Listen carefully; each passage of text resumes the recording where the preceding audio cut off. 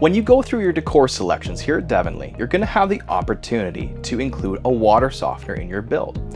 Now, if you've chosen to add a tankless unit to your build, your water softener will come part and parcel with that, because the water softener is a crucial part of ensuring the tankless unit operates effectively.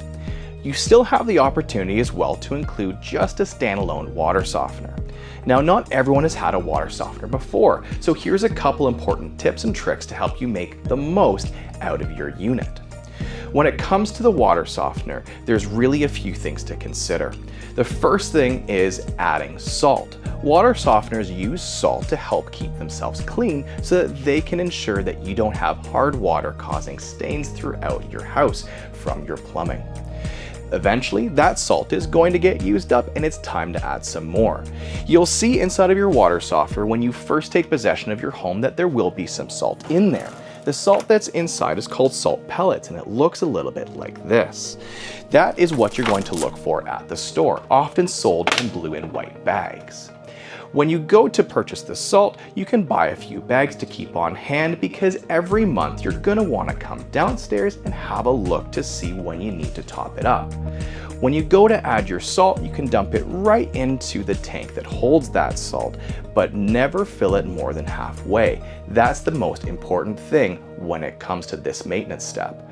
If you add too much salt, what can happen is you can cause what's called a salt bridge. A salt bridge is where all the salt on top gets hard and doesn't move, and the salt below it gets used up and you just don't know about it until you're getting hard water throughout your home.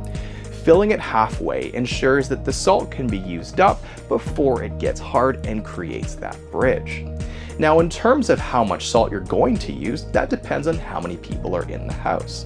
All the settings will be set on your water softener for you. You don't need to make any adjustments. You don't need to change any settings. It will all be preset.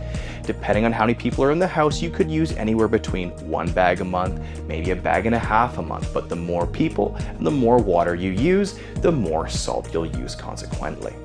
The big important takeaway is keep an eye on it.